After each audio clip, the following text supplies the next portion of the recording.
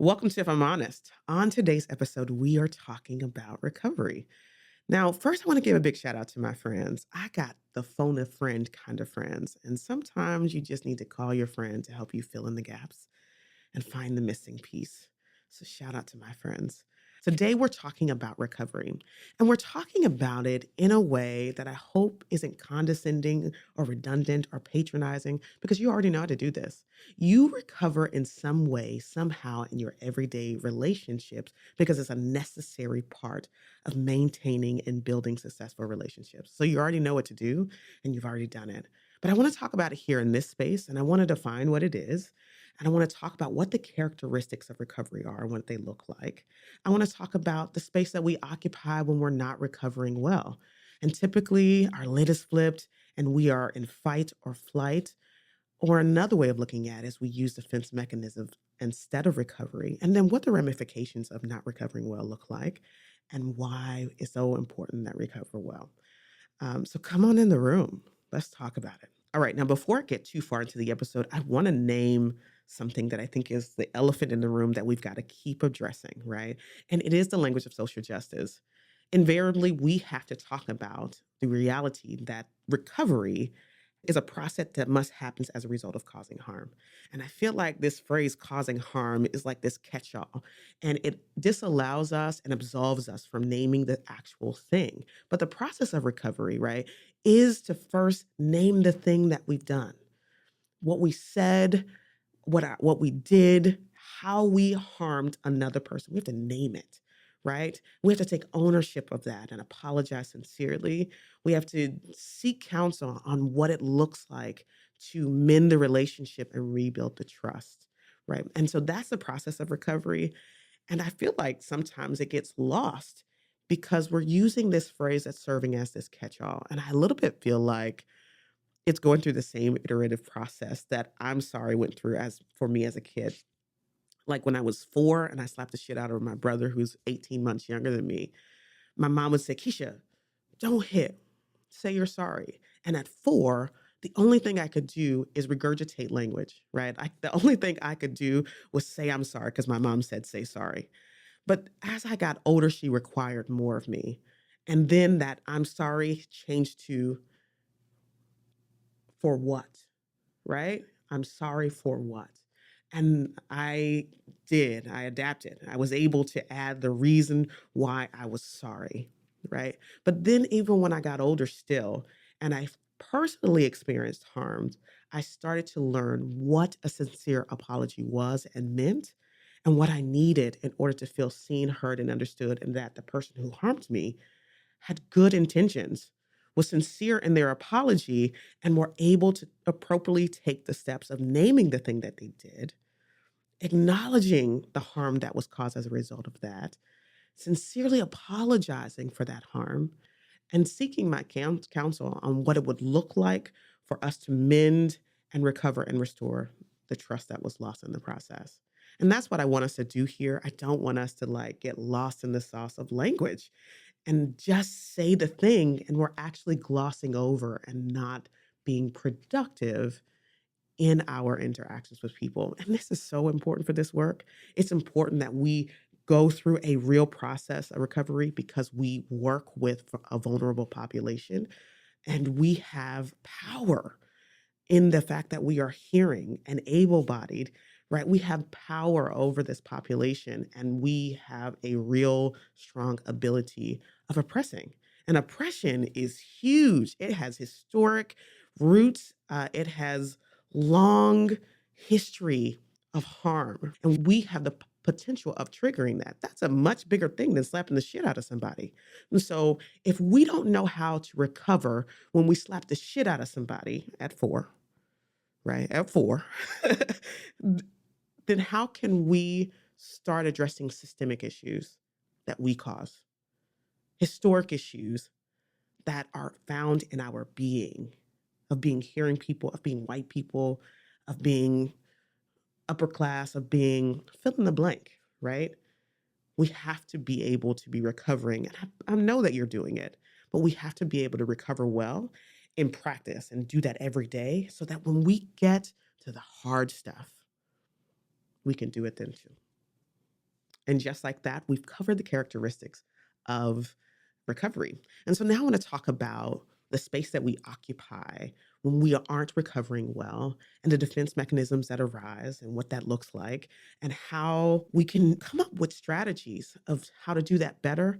But first, I want to tell you a story about grad school. So I graduated from Eastern Kentucky University in 2012.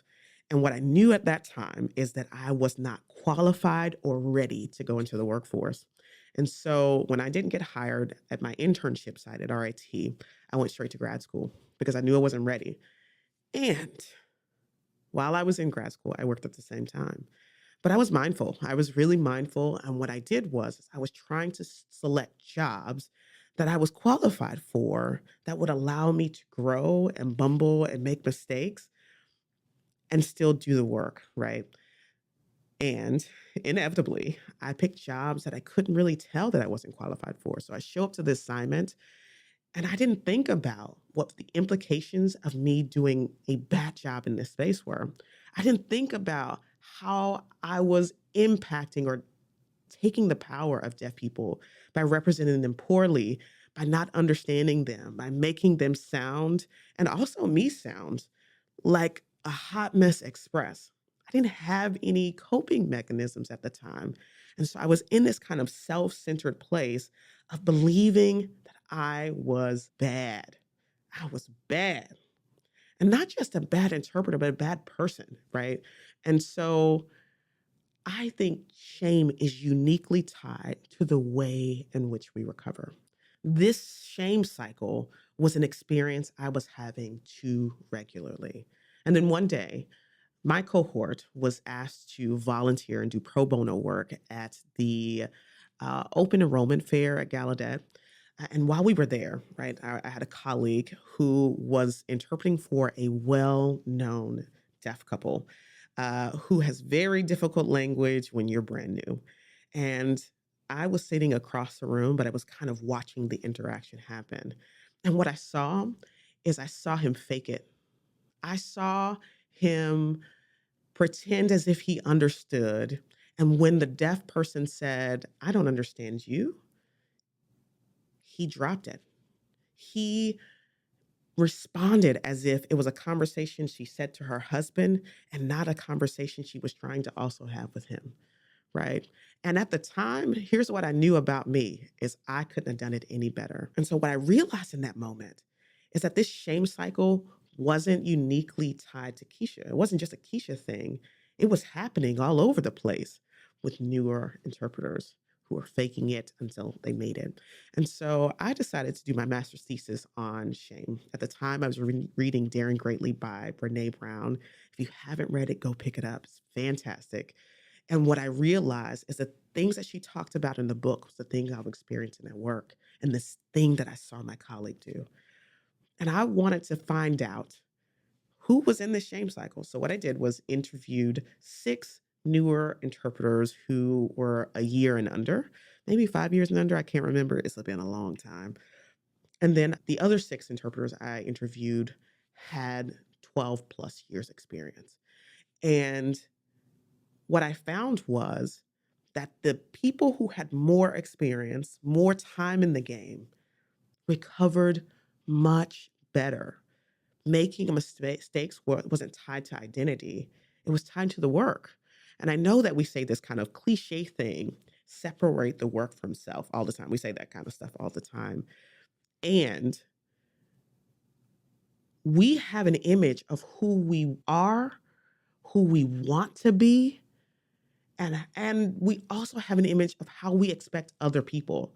And what happens as a result of how someone is responding us being misaligned, we melt down, right? Like we are triggered and get into a space of fight or flight. Or in this case, we defend, right? And so instead of recovering well, what happens as a result of that is we start using defense mechanisms like violent forms of silence, where we just pretend like nothing happened, or we justify our actions by what we say or what we do, or don't stop to be self aware of the actions that we have on the situation, and we just keep doing the thing that causes harm.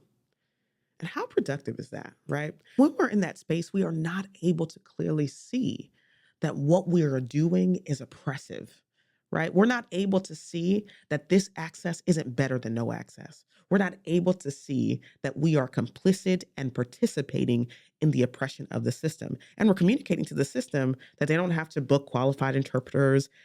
One interpreter is fine. Okay, fine. I don't care, right? Like we are actively focused on the wrong thing because of this misalignment with our sense of self. That's crazy. And it's human. All right. So, what we understand here is that when we are triggered and we have this misalignment of our brains and who we are, our sense of ourselves, who we want to be, when we have that misalignment, we get to a space where our brain is like, hell no, I'm not going. That's not me. I don't know who that is. I don't care what's happening. And as a result of that, we are trying to get back in alignment with how we see ourselves or how we want to see ourselves or who we're becoming, right? And we're working towards doing that. But it also means that we cannot recover because we cannot think about what's actually important. Right. And so we have to figure out what strategies work. What are some strategies that you use in order to regulate yourself when you're in this kind of dysregulated, misaligned space? What do you do? I can tell you that as I have gotten better as an interpreter, it's not hard for me to say, I don't got it, fam. I don't got it. Can you take it? I'm not qualified to be here. Because now those things don't mean anything about Keisha. In fact, they mean that I am self aware enough to know when I'm not in this space, right? Now, I think this same process happens when, as a white person, you say some really fucked up shit, right? And someone calls you on it, and you're like, but I'm not racist. But I've done, but I've said, but my friend is, but my and all of those things. I'm being facetious right now with the friend piece, but all of those things really are good work towards who you want to be, right? They're good work in the alignment of who you are. But when you're called out for a mistake, for a process of thinking that is harmful, that is oppressive, and it misaligns, then you're not able to regulate to a space to say, I hear you, I see you, I will do better. And these are the steps I'm going to take. A couple years ago, I did this job with this intern, and I can remember, and I think about this, I actually just talked to him about this recently, where we were doing this job and he was teamed with this really good interpreter who knew his shit, right? This interpreter's got $8 words. He sounds smooth. He's doing a fantastic job. However, comma, it was this intern's turn to voice, right? And so he's struggling and he's having a hard time with it. So he inevitably hands the mic to his team and then he shuts down. He disconnects and I flag him down and I said, feed your team, right? Support him. At the end of the job, I gave him feedback and it was a 2-day job. And I gave him feedback and I said, like, he had it and it was great that he did, but your job is still to support him. Your job is still to stay in the job, right? That's your job. Your job is to be a team to your team. It is to pat him on the back and tell him he's doing a good job. Your job is to stay in it. And what we can see now, based on this conversation, is he just wasn't recovering well.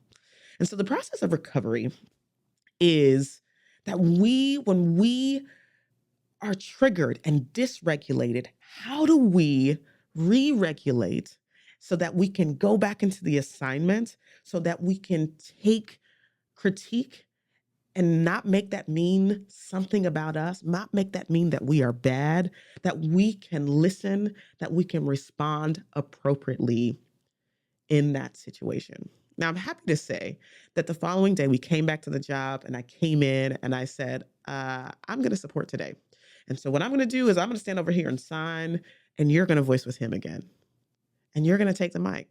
And he did, and I have to interject here with a new form of video. I am in a hotel because I am traveling for work this week, and I get to the hotel and pull up my hard drive and realize that the last two sections of the episode are muted.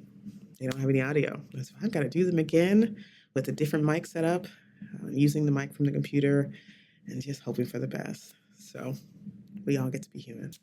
All right, so I'm thrilled to go back to the conversation of that intern and say he came back the next day and he killed it. The advice and the feedback I had given him the day before, he integrated into his work the next day. So in the moments that he needed support, he gave the mic back to his team, but he took it back, right? And when it wasn't his turn to voice, he supported his team, he was in it. And this really raises a significant issue that recovery requires a lot of trust. Because if I am in this space where I have to expose to you my misalignment, the insecurities, my vulnerabilities, I've got to tell you where I'm making errors. I got to tell you I'm ill equipped. I have to tell you I'm not qualified. I have to tell you that I'm wrong and I'm not ready. And you might think less of me. You might think how I'm feeling on the inside.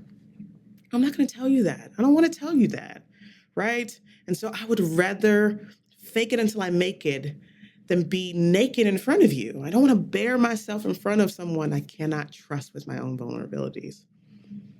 And that doesn't absolve us from being good humans who care about the impact that we're having, regardless of how our sense of self is misaligned with who we are and who we want to be and who we want people to see us as, right?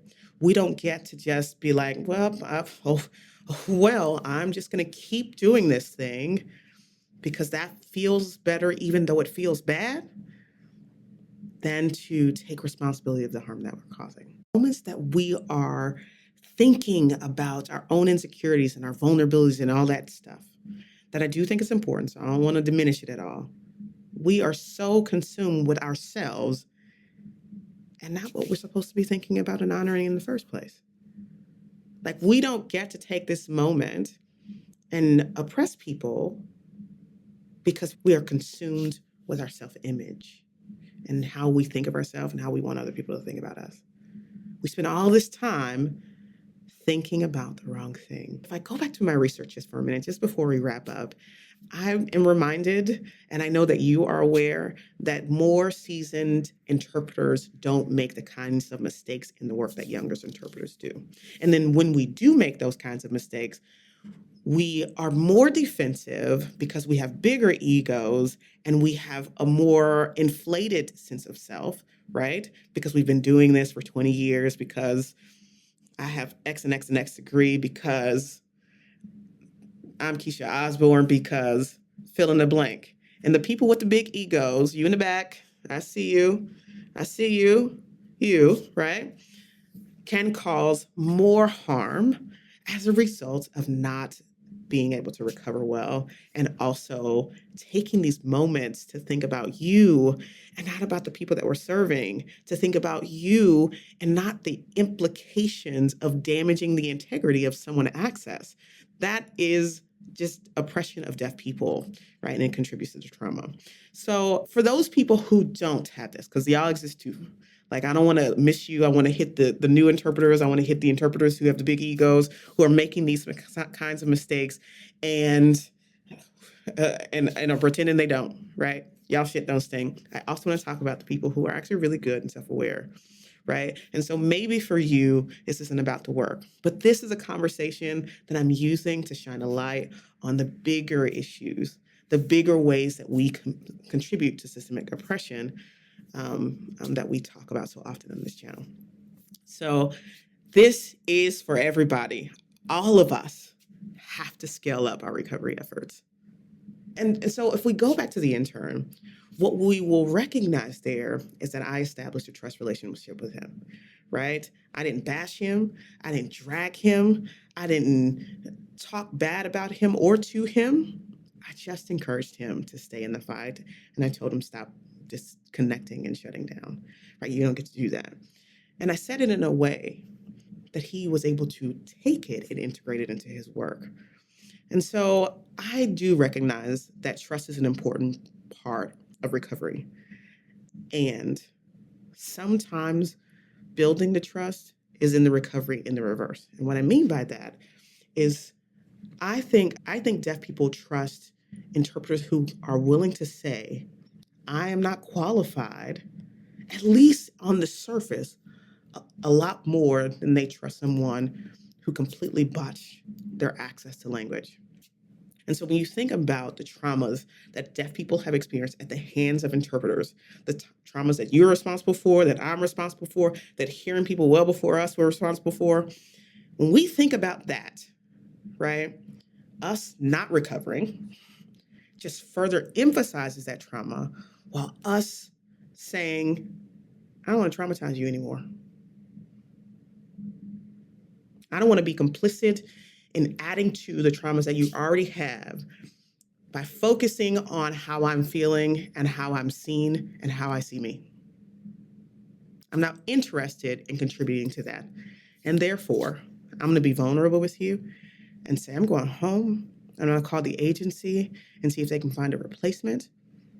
Or I'll talk to everybody and say, I'm responsible for the reason that this appointment needs to be rescheduled.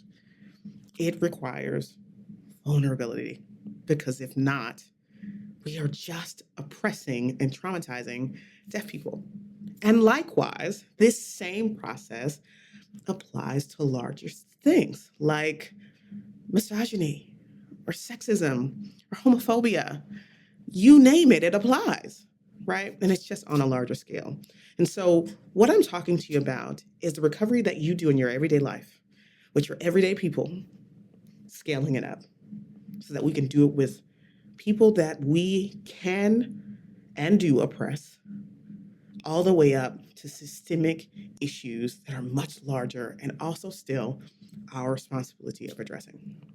And so I want to encourage you to answer the questions that I asked earlier. What are your strategies? What tips and tricks do you have that will help you scale up your recovery efforts so that when you are in community and in conversation with people in your everyday life, at work, and even on a larger scale of systemic issues of things that you are responsible to recover, you can do that well. All right. So thank you for coming. I'll talk to you soon.